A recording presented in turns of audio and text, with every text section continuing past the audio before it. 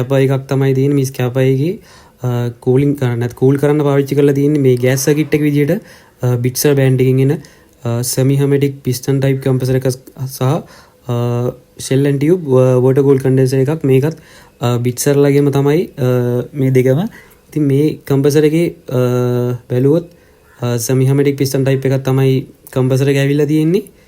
මේ පැත්තේ තියෙනවා මේකේ පේනවාද සම්ප් එකේ side glass එක oil level එක බලා ගන්න පුළුවන්. මෙතන පේනවා ඇති ඒක. ඉතින් මේකේ මුලින්ම compressor එක ගත්තොත් මේ පැත්තේ තියෙනවා suction line එක. මෙතනින් තමයි suction line එක එන්නේ. මෙතනින් තමයි winding එක හරහා මෙතනින් ඇදලා අරගෙන piston වලට එන්නේ. මේ හරිය මෙතනින් තමයි ගන්න. ඉතින් මෙතනින් පේනවා ඇති මේ head cover දෙකේ head cooling line තියෙනවා.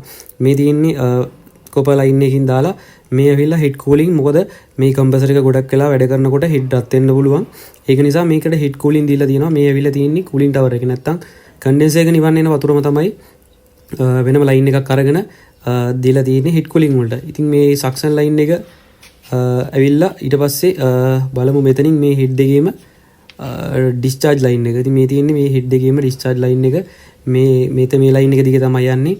ඒක කෙලින්ම එන්නේ oil separator එකට. ඉතින් මේක තමයි discharge oil separator එකට.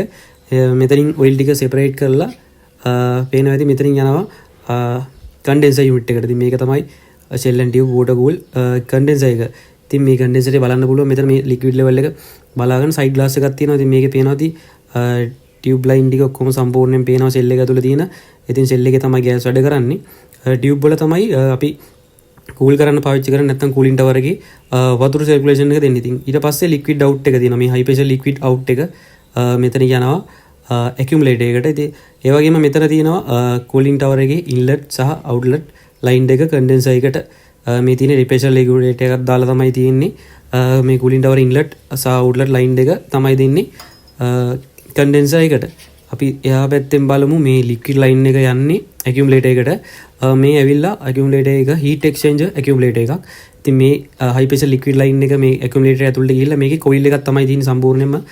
ඒ coil එක හරහා heat exchange වෙලා තමයි ආපහු high pressure liquid line එක එළියට එන්නේ. ඉතින් එළියට ආවට පස්සේ බලා ගන්න පුළුවන් මේ line එක කෙලින්ම යන්නේ filter dry එකක් හරහා.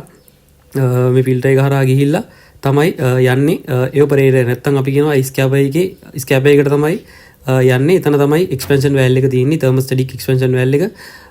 ඒකට තමයි liquid ටික දෙන්නේ මේ scraper එකට. ඊට පස්සේ එතනින් තමයි ආපහු බේනවදී suction line එක ආපහු වෙනවා accumulator එකට. accumulator එකට ඇවිල්ලා accumulator එකෙන් තමයි suction line එක compressor එකේ body එකට යන්නේ. ඉතින් මේ accumulator එකට heat exchange accumulator එකක් දාලා තියෙන්නේ. මේ ice cream වගේ යනකොට ගොඩක් ලොකු